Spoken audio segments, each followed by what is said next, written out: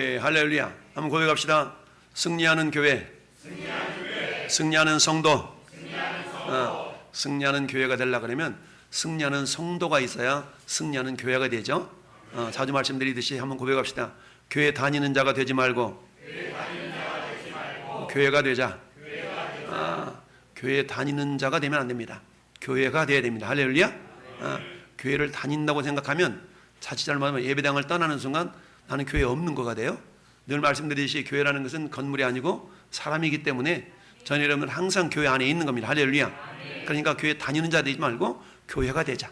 여러분들이 비록 우리는 한 몸 한 몸이 삶의 현장이 다르기 때문에 다 흩어져 살아갈 수 있지만 그러나 그곳에서 우리는 어때? 영적으로 성도가 서로 교통하는 것과 이거 우리가 신앙 고백으로 하지 않습니까? 성도가 서로 교통하는 걸 믿어요. 할렐루야.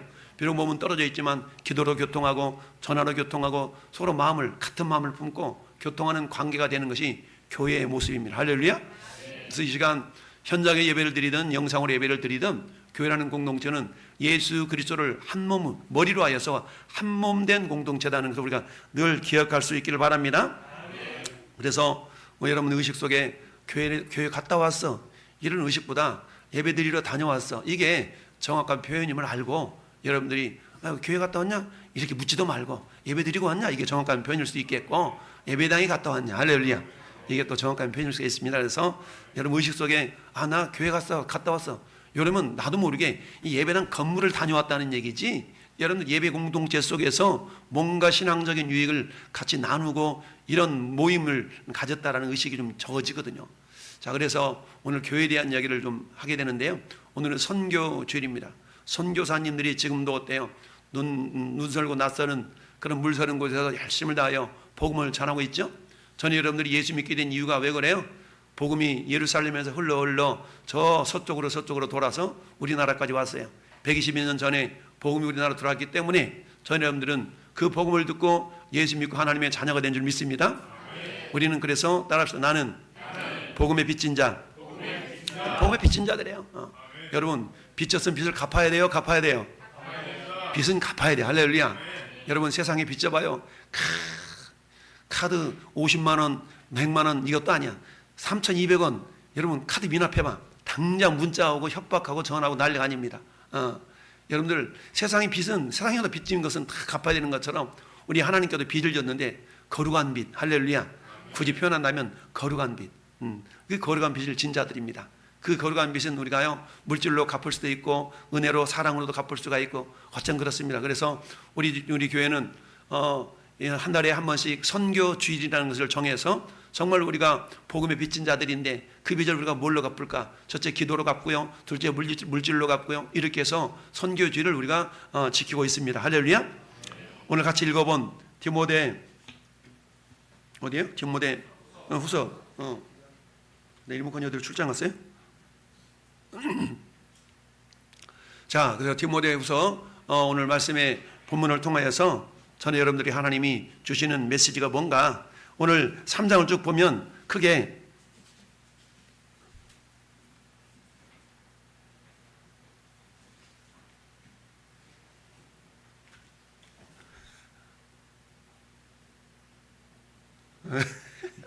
할렐루야. 죄송합니다. 이게 중계를 안 해도 되는데 계속 순전하는 거예요. 자, 그래서 오늘 이 시대적인 배경을 좀 봅시다. 여러분 지금 사도 바울이 보통 우리가 사도 바울은 1차, 2차, 3차 선교 여행을 했다라고 우리가 성경에 기록하고 있고요. 특별히 나타나 있지는 않지만 미루어 보건대 4차 선교 여행을 한 흔적들이 성경 곳곳에 나타나 있어요. 그러면 오늘 시대적인 배경은 뭐냐면 사도 바울은 복음을 전하다가 잡혀가지고 죄인의 신세로 어디까지 가냐면 저 이탈리아 로마까지 가게 됩니다. 근데 로마까지 간 이유는 그곳에서도 복음을 전하기 위해서 로마로 가게 되죠. 근데 이 로마로 가서 거기서 어떤 일이 있었냐면 로마에서 결국 감옥에 갇히게 되지 않습니까? 감옥에 갇히게 되는데 이 감옥에 갇히면서 거기서 있다가 1차로 석방을 하게 됩니다. 그래서 1번 보면 로마의 1차 투어 후에 2년 만에 2년 동안 감옥에 있다가 석방이 됐어요. 이때가 언제쯤이라고요? 주후 약 63년경입니다. 이게 이제 사도행전 28장 마지막 장이 쭉 나와 있는데, 그래서 약간 자유스러운 몸이 되었어요. 근데 아마 저때 자유스러운 몸이 됐을 때에 그때 가만히 있던 게 아니고 다시 또 복음을 전하러 다니는 게 4차 선교행이라고 두 번째나 다니는, 그때 지금은 스페인이라고 했지만 그 당시에는 서바나라고 하는 서바나라 그러는데, 스페인과 그 다음에 여 밑에 있는 섬 그레데라는 섬이 있죠. 그레데, 그리고 1차, 2차 선교여행 때 돌았던, 2차, 3차 때 돌았던 그 지역들을 다시 돌아보는 그런 어떤 선교여행을 하게 됩니다. 그리고 다시 돌아와서 결국은 어떻게 되냐, 2차 투옥을 당합니다. 그게 주후 67년입니다. 그런 주후 68년에 순교를 하죠. 순교를 하게 되는데, 그런데 어떤 일이 있었냐면 주후 64년경에 로마의 큰 대화재가 일어나게 됩니다. 그래서 여러분 유튜브 이렇게 유튜브든 뭐 역사 뒤져보면 로마의 대화재가 나타나는데, 이때가 언제냐면은 네로 황제의 통치 말기예요. 네로 황제는 주 54년부터 68년까지 통치를 했는데 대화재가 났는데, 이때에 이 화재의 원인을 우리 그리스도인들한테 핑계를 돌립니다. 핑계를 돌려가지고 예수 믿는 사람들이 불을 냈다라고 헛소문을 퍼뜨려가지고 예수 믿는 사람들을, 그 당시에 로마에 있었던 예수 믿는 사람 엄청 박해를 하게 돼요. 근데 그때에 로마의 죄수의 신분을 끌려가 있었던 이 사도 바울도 그때에 순교를 당했다는 그런 전설이 있긴 하는데, 그런 상황입니다. 그런 상황이고, 그 다음에 2차적으로는 6번 같이 읽어볼까? 시작.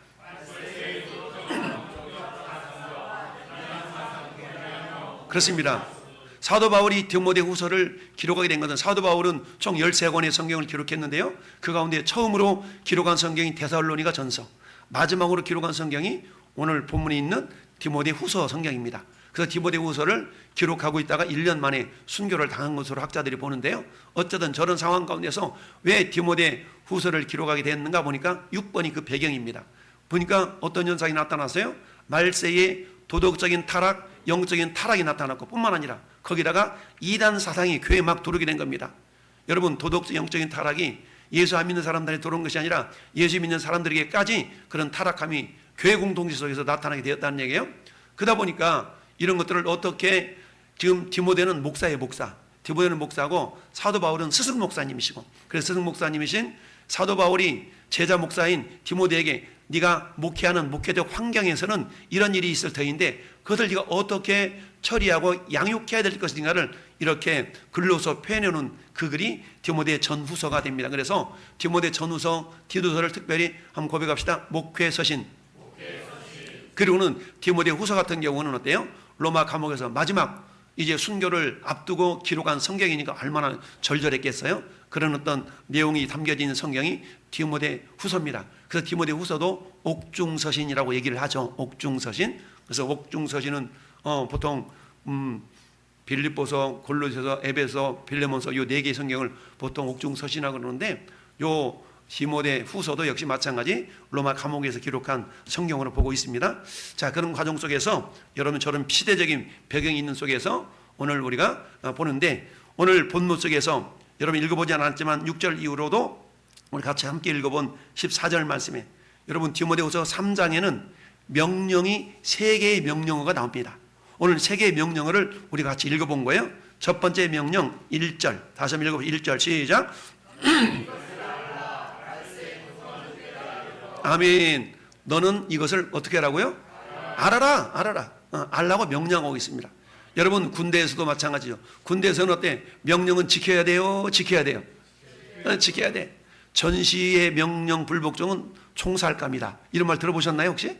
전시에는요, 명령 불복종은 상관이 총으로 쏴서 죽여도 죄가 되지 않아요. 그 정도로 명령이라는 엄중한 것이죠. 하물며 하나님은 만유의 주인이 되시고 만물의 창조주가 되신 그 하나님께서 이처럼 사도 바울의 입술을 통하여 우리에게 명령하고 계세요. 그럼 하나님이 명령하셨다는 얘기는 우리가 그 명령에 대해 우리가 순종해야 돼요? 순종해야 돼요? 두말할 필요 없죠. 순종해야 돼. 그럼 우리 3가지 명령이 있어요. 첫 번째는 뭐하라? 알아라. 첫 번째는 알아야 된다는 얘기입니다. 알아라. 두 번째 명령은 따라합시다. 돌아서라는 얘기입니다. 세 번째 명령은 거하라. 이 3가지 명령을 통해서 오늘 본문 속에서 하나님이 저와 여러분들에게 무엇을 가르쳐 주기를 원하시는가? 여러분 우리가 알아야 될 것이다. 됐어. 애들은 가. 이건 뭐예요?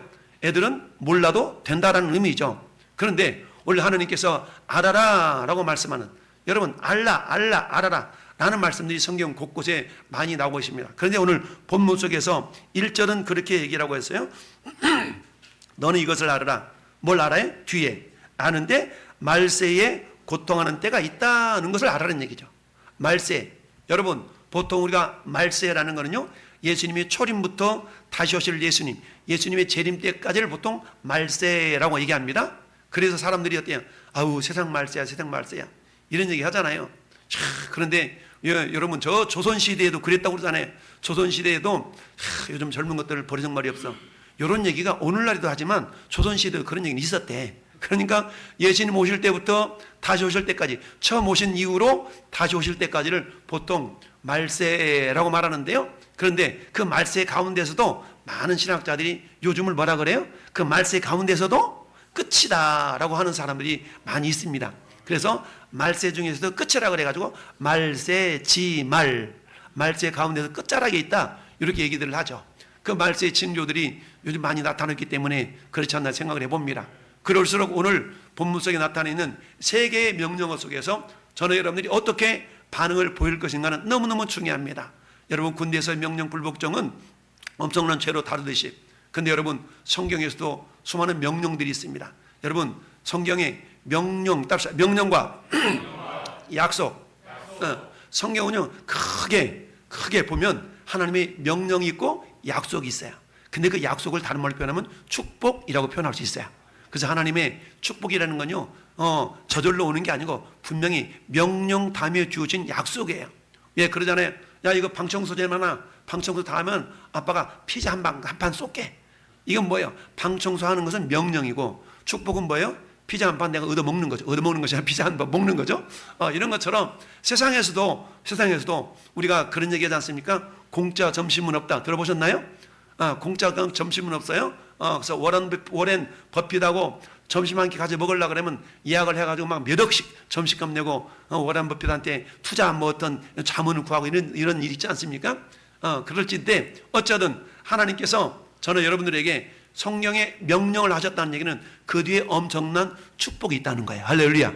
명령만 보면 이걸 내가 어떻게 해야지? 이런 부담스러울 일이, 이렇게 우리가 받아들일 수 있지만, 그러나 명령 뒤에 있는 그 축복의 내용을 우리가 안다 그러면 엄청난 은혜가 된 줄로 믿습니다. 따라서 명령은 곧 축복이다. 그래서 명령은 축복이고 축복의 씨앗이에요. 그래서 하나님의 명령인데 특별히 우리가 알아야 될 거 많이 있지만 오늘 특별히 디모데후서 3장 속에서는 우리가 알아야 될 것이 두 가지가 있는 것을 우리가 발견해 볼 수가 있는데요. 첫 번째는 말세에 뭐가 있다? 고통하는 때가 있다라는 얘기입니다. 여러분 신앙생활 함에 있어서 우리가 당하는 여러 가지 어려움들이 있어요. 특별히 우리는 코로나 시대를 겪었습니다. 코로나 시대를 겪을 때 우리 교회가 코로나의 근원지인 것처럼 몰아가던 그런 시절이 있었어요.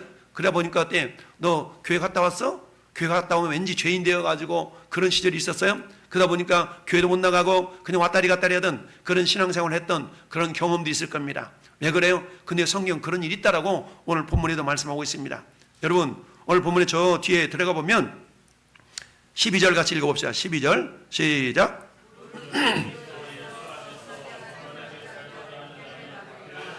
네, 무릇 그리스도 예수 안에서 경건하게 살고자 하는 자는 뭐가 있다고요? 박해를 받으리라. 여러분 경건하게 살고자 하는 자는 예수님처럼 살고 싶다는 얘기입니다. 예수님 닮아서 예수님처럼 살려고 하는 사람들한테는 뭐가 있다고요? 박해가 있어요. 박해 있다는 얘기입니다. 여러분 코로나 시대 때 나는 그래도 주일을 지켜서 하나님 앞에 예배하리라 라고 하고 교회를 나오면 예배당을 나오면 교회당을 나오면 어떤 일이 발생해요? 사람들의 시선이 너는 교회 갔다 왔어?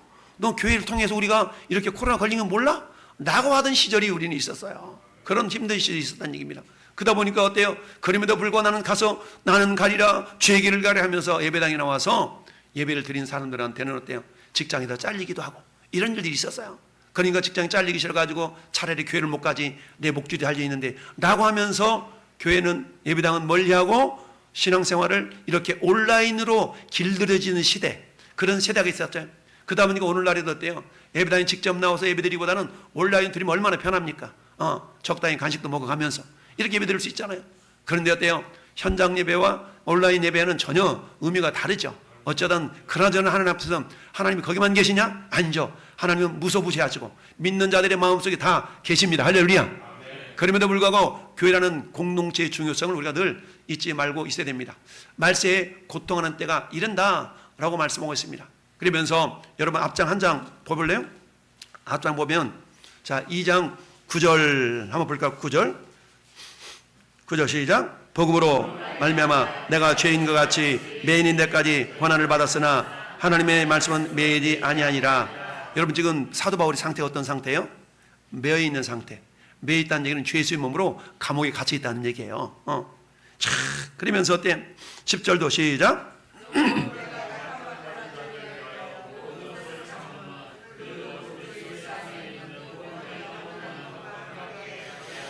그렇죠. 사도 바울은요 이런 복음을 전하다가 감옥에 갇혀서 여러 가지 환난과 고난과 핍박을 받았음에도 불구하고 그런 것들에 대해 전혀 꺼리끼지 아니하고 오히려 그걸 담대하게 받아내고 있는 까닭은 뭐예요? 10절 하반절 말씀 보니까 그리스도 예수 안에 있는 무엇을?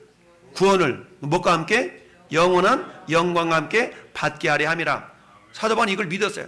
믿었기 때문에 우리가 2024년 표로 외치고 있는 그 다음 장 4장 7절 8절 말씀, 나는 선한 싸움 싸우고 달려갈 길을 마치고 믿음을 지켰으니 이제 나를 위해서 뭐가 준비되었어요? 의의 면류관이 준비되었다. 근데 그것은 나만을 위한 게 아니야. 여러분 한 장 넘겨서 보세요.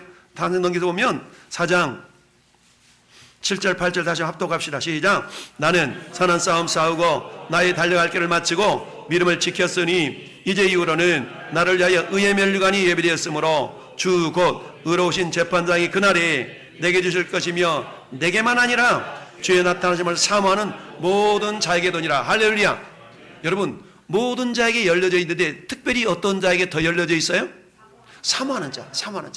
모든 자에게 기회가 있지만 특별히 사모하는 자에게 더 기회가 있다는 얘기입니다. 할렐루야. 이처럼 하나님 우리에게 명령을 주셨는데요, 그 명령 이면에는 축복이 있다고 그랬어요. 그 축복은 뭐냐 보니까 영원한 영광, 의의 면류관, 이런 것들을 우리에게 주시는 축복입니다. 할렐루야. 근데 요거에 대해서 우리가 믿음으로 반응을 보이지 않는다면 그건 결코 나의 것이 될 수가 없다라는 얘기죠. 이것을 알아라. 우리가 말세에는 고통하는 때가 있다. 왜 그래요? 신앙생활 잘하려고 하면, 뭔가 모르게 예수님 닮아가는 신앙생활을 하려고 보면 박해가, 고통이, 어려움이 있을 수밖에 없다는 얘기입니다. 제가 자주 말씀드리는 것처럼 우리가 사도 바울의 경지에 올라가면 고통을 고통으로 느끼지 않고 그걸 그냥 즐기는 그런 믿음의 사람이 될 수가 있어요?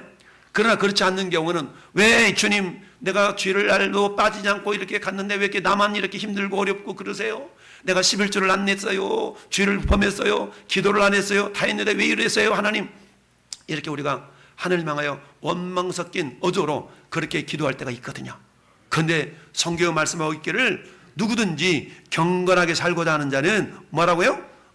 고난을, 박해를 받으리라 라고 성경이 말씀하고 있습니다. 할렐루야. 그렇습니다. 경건하게 살고자 하는 자에게는 반드시 어려움이 있다, 박해가 있다라고 말씀하고 있습니다.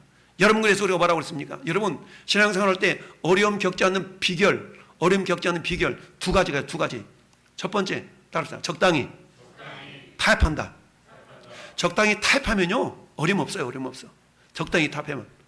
두 번째, 믿음의 경지가 주님처럼 높아지면 된다.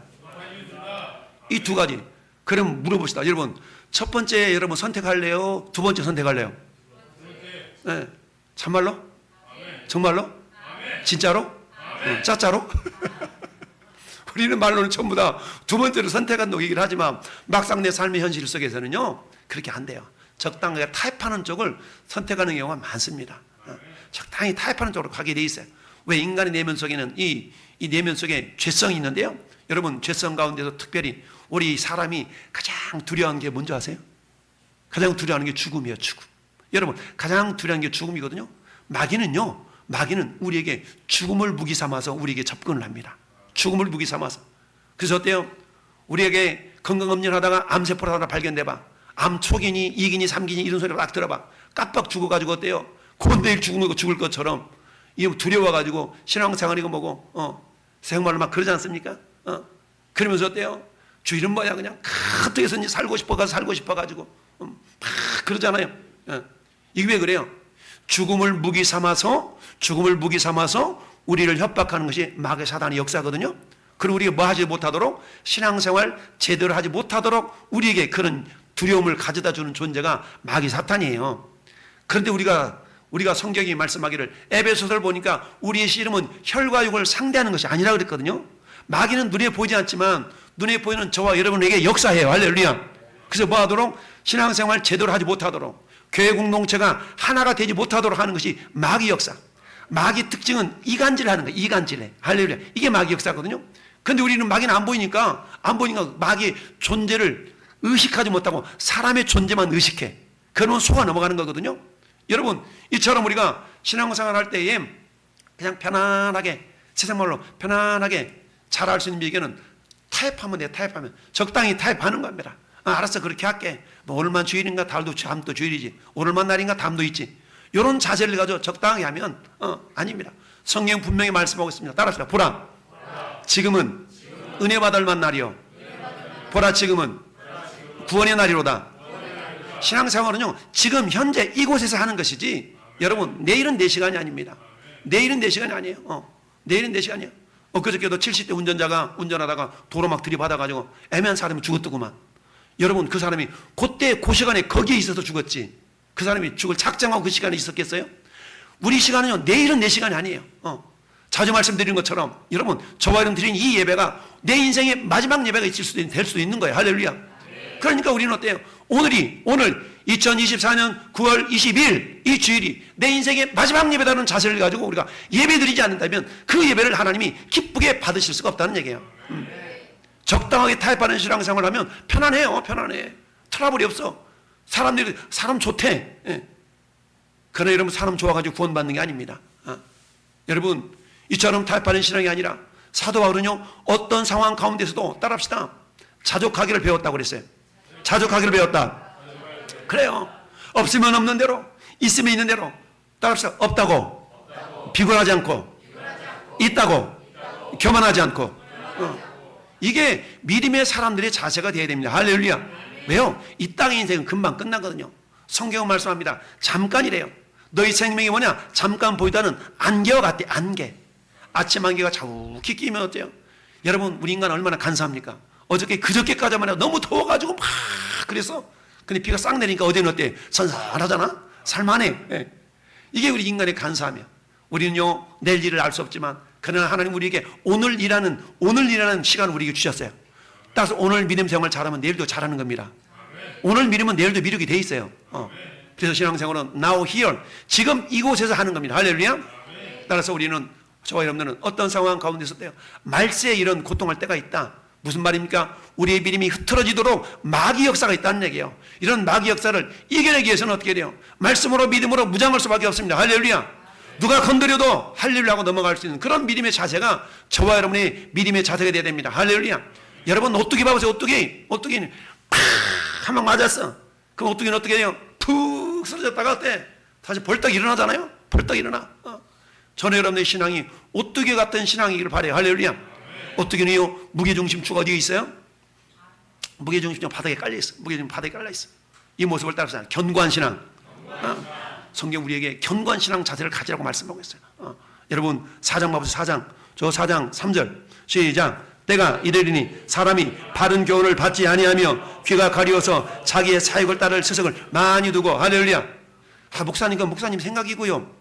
뭐 목사님 생각이에요. 성경을 근거해서 말씀함에도 불구하고 그 목사님 생각이에요. 제 생각에는요, 네 생각하고 성경을 비춰봐서 네 생각이 틀리면 성경의 생각을 따라가야 되는데 그게 아니야. 여전히 자기 생각 고집하는 겁니다.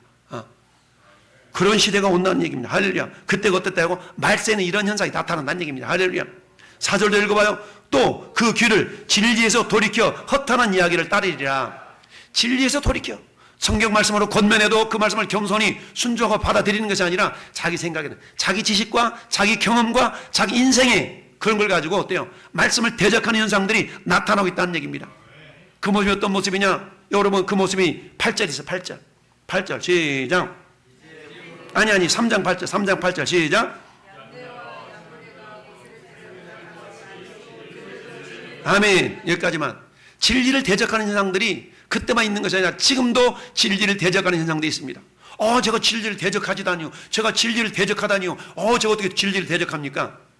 진리를 대적한다는 얘기는요, 내 생각대로 움직이는 거예요. 여러분, 말씀이 주어지면 아멘하고 말씀대로 순종하고, 그게 비록 내 생각과 다르다 할지라도 말씀을 아멘하고 따라가는 것이 진리에 순종하는 것이고, 진리에 순종할 때 하나님 주시는 축복이 예비되어 있지만 진리를 대적해요. 여기서 얀네와 얀브레는 어떤 사람이냐? 모세를 통해서 하나님이 저 이집트 땅에서 하나님 이스라엘 백성을 건져내려고 그러는데 모세 흉내냈던 사람들이에요. 근데 흉내냈는데 어떤 식으로 흉내를 내냐면 이스라엘 백성들을 애굽에서 가지 못하도록 흉내냈던 마술사들이에요. 마술사들. 이제가 얀네와 얀브레거든요. 그런 것처럼 우리는 어때요? 경건의 능력, 경건의 모양은 있어. 경건의 모양이 있으나 경건의 능력은 없다. 경건의 능력은 부정한다. 이런 자들에서 내가 돌아서라 라고 말씀하고 있죠. 할렐루야. 여러분, 이런 환난과 역경과 어려움이 있지만 그러나 낙심하지 말아라. 따라합시다. 구원의 길이 있다. 그렇습니다. 낙심하지 말아라. 아무리 어려운 상황 가운데서 반드시 피할 길이 있고 하나님은 감당할 수 있는 믿음을 주신다.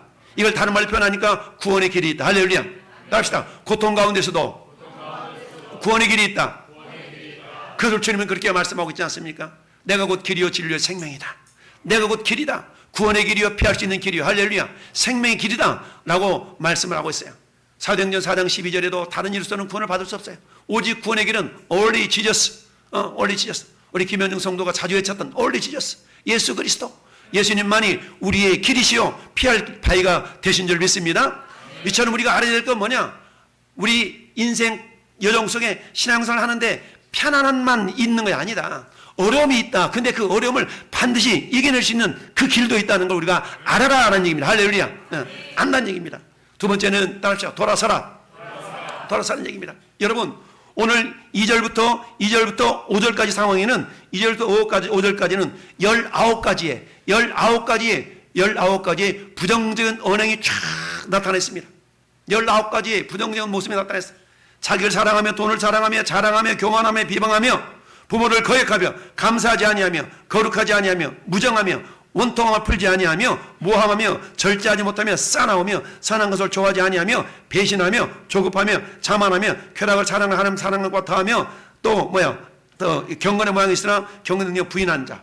이처럼 19가지 모습이 있어요. 19가지 모습. 이 19가지 모습 가운데 비춰보세요. 나에게는 이런 모습이 있나 없나. 나에게도 이런 모습이 있을 수 있거든요. 저와 여러분 가운데 근데 주님 뭐라 말씀하세요? 이런 것으로부터 뭐하라? 돌아서라는 얘기죠.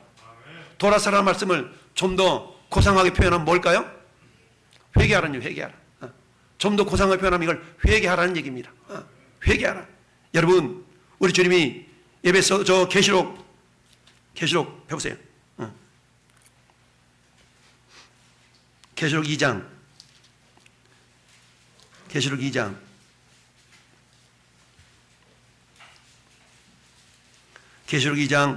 2, 3, 4절 세 절을 한번 읽어보겠습니다. 2, 3, 4 시작. 내가 내 행위와 수고와 내 인내를 알고 또 악한 자들을 용납하지 아니한 것과 자칭 사도라 하되 아닌 자들을 시험하여 그의 거짓된 것을 내가 드러낸 것과 또 내가 참고 내 이름을 위하여 견디고 게으르지 아니한 것을 아노라. 그러나 너를 책망할 것이 있나니 너희 처음 사랑을 버렸느니라. 아멘. 너 처음 사랑 버렸대. 처음 사랑 버렸대. 근데 처음 사랑을 버렸으면 처음 사랑을 회복해야 되잖아요. 그래서 5절 이렇게 말씀하면 5절 시작. 회개하여 처음 행위를 가지라. 만약 그리하지 아니하고 회개하지 아니하면 내가 내게 가서 네 촛대를 그 자리에서 옮기리라. 아멘. 굉장히 심각한 표현입니다. 주님 말씀이에요. 우리가 돌아서야 되는데. 그런데 여러분 생각해 보세요.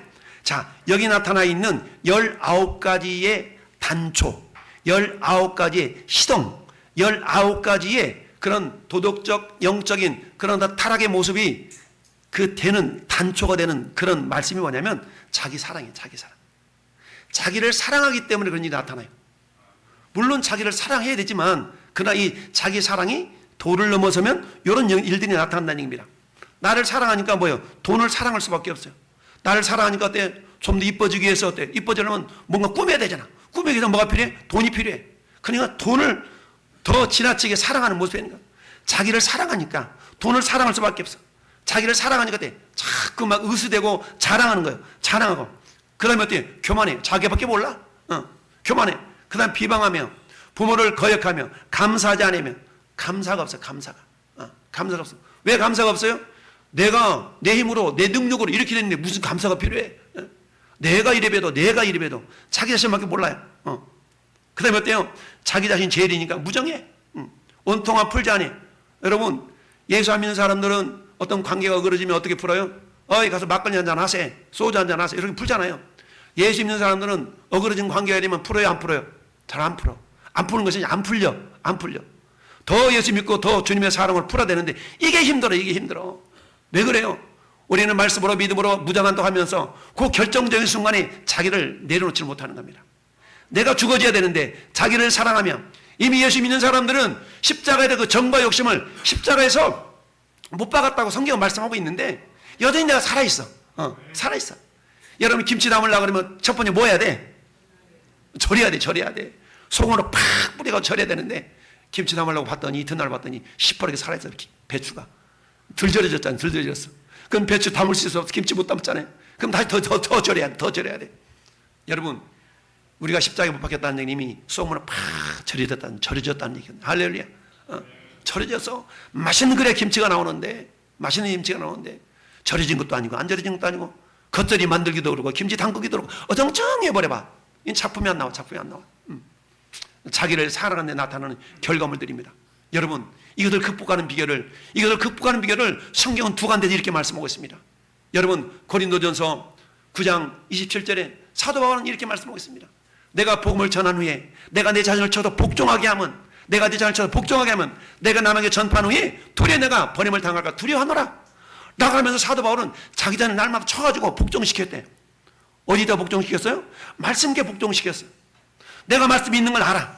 그 말씀이 바른 것도 알아. 근데 순종하기는 좀 떨떠름해. 순종에는 거시기해. 그러니까 대사도 바울도 때로는 어때요? 인간적인 생각, 인간적인 마음, 이런 것들 때문에 말씀을 순종해야 되는 걸 알지만 순종이 안 된다는 겁니다. 그러나 사도 바울의 위대한 점 뭡니까? 그런 자기를 마치 권투 선수가 상대방을 쳐야 되는데 상대방을 치지 않냐고 자기 자신을 쳐서 다운시키는 거예요. 어디로? 말씀으로 다운시켜. 여러분, 우리는 하나님의 일을 하는 자들이에요. 하나님의 일은요, 순종으로만 되어지는 게 아니에요. 따라서 하나님의 일은 순종과 복종으로. 우리 하나님의 일은요, 순종과 복종으로 이루어지는 거예요. 순종이라는 건 뭡니까? 내가 이해되어지는 거야. 그랬어요, 목사님. 알겠어요. 이게 순종이에요. 복종은 뭡니까? 복종은요, 우리가 그게 아닌 것 같은데 그럼에도 불구하고 하나님의 말씀이 나보다 못하랴 라고 생각하면 내 생각을 접어두는 것이 복종인 줄 믿습니다. 예수님은 겟세마네 동산에 이렇게 기도했어요. 아버지, 할만하시거든 이 자를 내게서 옮기세요. 왜? 십자가가 너무 괴롭다는 걸 알았거든요. 그럼에도 불구하고 주님은 내 원대로 마옵시고 아버지 원대로 되기를 원합니다. 그러면서 내 생각을 내려놨어요. 그래서 인류 구원의 역사를 이루셨어요. 하나님 뜻을 100% 이루셨어요.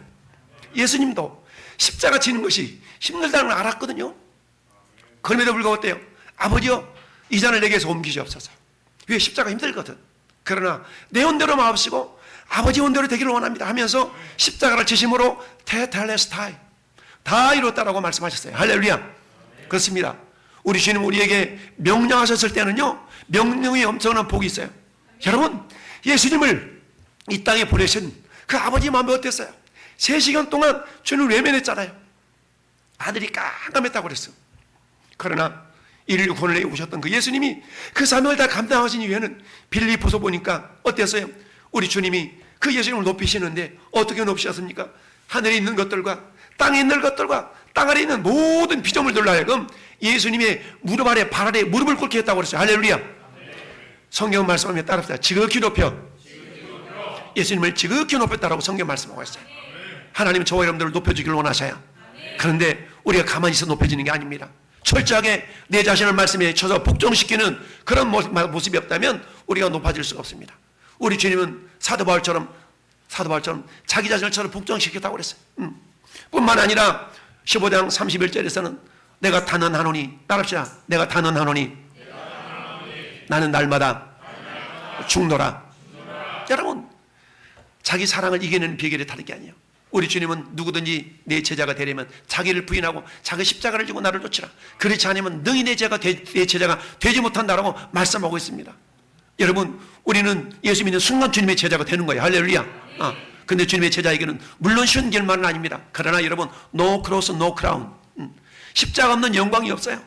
눈물 젖는 빵, 눈물이 흘려져야 젖은 빵을 맛있게 먹을 수 있는 거 아니겠습니까? 우리가 영광을 바라보면서 십자가는 싫어해요? 아니요. 그럴 수 없습니다. 여러분, 저는 여러분들이 자기를 사랑함으로 나타나는 현상들이에요. 자기를 사랑함으로. 근데 주님 뭐라고 말씀하세요? 네 사랑은 좋지만 네 자신을 부인해야만이, 네 자신을 부인해야만이 나를 따를 수가 있다라고 주님 말씀합니다. 할렐루야. 그래서 예수 믿는 길은요 넓은 길이 아니에요. 예수 믿는 길은요 좁은 길이에요. 할렐루야.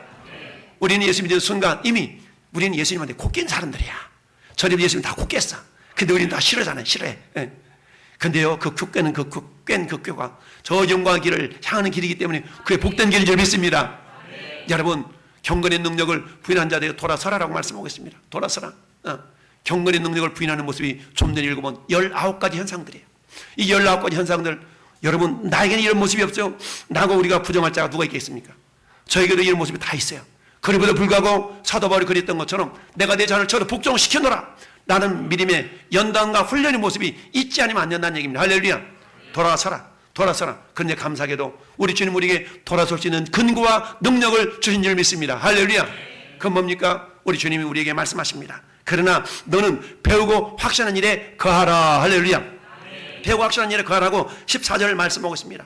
네가 누구에게 배운 거 알지? 네가 나한테도 배웠잖아. 내가 예수님을 닮은 것처럼 너는 나를 본받아. 알았지? 내가 예수님 본받는 것처럼 너는 나를 본받아. 알았지? 라고 권면하고 있습니다. 여러분, 사도 바울은 복음을 전하다가 엄청난 고난을 받았어요. 도리처마다 거의 죽어가는 상황들이 1차 전도여행 때, 2차 전도여행 때 있었던 걸 우리는 알 수 있어요. 그럼에도 불구하고 어때요?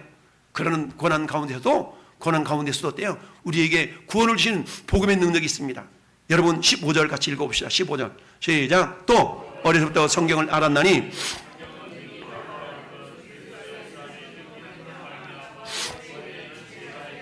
그렇습니다. 구원의 지혜가 있겠다는 얘기입니다. 환난 가운데서 피할 길을 내시는 하나님. 할렐루야. 광야에서도 하나님 길을 내시고 사막에서 샘을 내시는 하나님의 권능의 손길이 오늘도 저와 여러분 가운데 머물러 있어요. 그 하나님은 저와 여러분 안에 거하세요. 할렐루야. 우리를 외면하지 아니하시고 우리 안에 거하시면서 내가 너와 함께 하겠다. 할렐루야. 내가 너를 떠나지 않고 너를 통해 내가 그 일을 이루리라 라고 말씀하세요. 그럴 때 우리가 해야 될 일은 뭡니까? 아멘 주님, 내 생각은 아닌 것 같은데요, 내가 돌아서겠나이다. 내가 돌아서겠나. 겸손히 순종할 때 우리 놀라운 하나님 은혜를 경험하게 될 줄로 믿습니다. 이처럼 그렇습니다. 전혀 없는 행할 수 없지만 그러나 주님이 내 안에서 그들 행할 수 있도록 우리를 밀어주셔요. 우리는 그런 노래도 있지 않습니까? 나의 등 뒤에서 나를 도우시는 주. 여러분, 나의 등 뒤에서 도와주는 것뿐만 아니라 내 안에서 나를 도와주시고 내 앞에서 나를 끌어주시고 때로는 앞에서 끌어주시고 때로는 뒤에서 밀어주시고 때로는 내 옆에서 손을 잡고 함께 가자.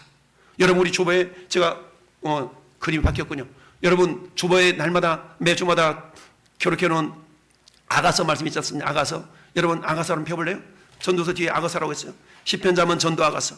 시편자문 전도 아가서. 시편자문 전도 아가서. 시편자문 전도 아가서. 잠언 전도서 뒤에 아가서라고 했어요. 아가서 2장 10절. 우리 주님이 저와 여러분을 향한 주님의 부르심이에요. 아가서 2장 10절 같이 합독합시다. 시작.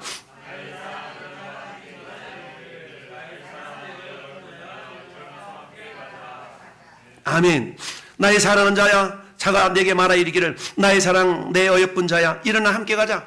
우리 주님의 교회를 향한 초청이에요. 나의 사랑 나의 사랑 나의 어여쁜 자야, 일어나 함께 가자. 우리 주님 오늘 또 절망의 자리에, 낙심의 자리에, 실망의 자리에 있는 저와 여러분을 향해 부르시는 거예요. 일어나 함께 가자. 내가 네 손을 잡아주리라. 내가 새로운 구원의 길을 열어가리라. 우리 주님 우리에게 이렇게 요청하고 있습니다. 그럴 때 우리는 어때요? 때로는 못 이기는 척하고 주님 알았어요. 주님 손잡고 일어서는 겁니다. 일어서는 거예요. 할렐루야. 근데 끝까지 우리가 싫어요? 못해요? 안 해요? 그러면 하나님은 어쩔 수가 없어요. 여러분, 이것을 바로 그냥 따라 믿음으로 반응을 보이는 것이다. 우리 주님의 초청에 전 여러분들이 겸손하게 믿음의 반응을 보이는 자세 세 가지. 첫째, 따로 알아라. 둘째, 돌이켜라. 셋째, 거하라. 네. 이 세 가지 명령을 우리 주님이 우리에게 주셨어요. 그 명령 집회는 분명한 축복이 있습니다. 여러분, 그 축복은 저렴의 신앙이 잘하는 겁니다. 사도 바울은요, 에베소 4장 13절에 마지막으로 이렇게 명령 우리에게 고백하고 있습니다. 우리가 다 하나님의 아들을 믿는 것과 아는 일이 하나가 되어 따릅시다. 온전한 사람을 이루어 그리스도의 장성한 분량이 충만한 데까지 이르리니. 그렇습니다. 저나 여러분들의 믿음은 예수님 수준까지 자라갈 수 있어요. 할렐루야. 근데 이건 저절로 되는 것이 아니라 겸손하게 한 걸음 한 걸음 주님과 손잡고 가다 보면 그런 믿음의 경제일이 된다는 사실입니다. 오늘 말씀을 통해 우리는 세 가지를 명령하고 있습니다. 첫째, 따릅시다. 알아라. 말세의 고통은 때가 있다는 얘기입니다. 두 번째, 따릅시다. 돌이켜라. 돌아서라. 돌아서라는 얘기입니다. 이런 자기 사랑으로 말미암는 19가지 현상들이 있어요. 19가지 현상들 하나하나 없는 사람 없습니다. 이런 것들로부터 돌아서는 어떻게 사도 바울이 자기 자신을 쳐서 복종시켰던 것처럼 너도 그렇게 할 수 있다는 얘기입니다. 할렐루야. 세 번째는 뭡니까? 거하라. 답시다. 거하라. 그렇습니다. 배우고 확신한 일에 거할 수 있어요. 의심하지 말고. 하나님의 말씀은 1호에 한치 오차도 없습니다. 그대로 이루어집니다. 그 말씀을 우리가 신뢰하고 믿고 나갈 때 반드시 우리는 어떤 자들이냐? 승리하는 자가 된 줄로 믿습니다. 우리 같이 믿음으로 고백합시다. 시작. 말세를 살아가는 성도는 자기의 사랑으로 인한 경건의 능력을 상실한 세대를 알고 이들에게서 돌아서서 구원의 진리 안에 거하여 승리합니다. 다시 믿습니다. 말세를 자기를 사랑으로 인한 경건의 능력을 상실한 세대를 알고 돌아서서 구원의 진리 안에 거하여 승리합니다.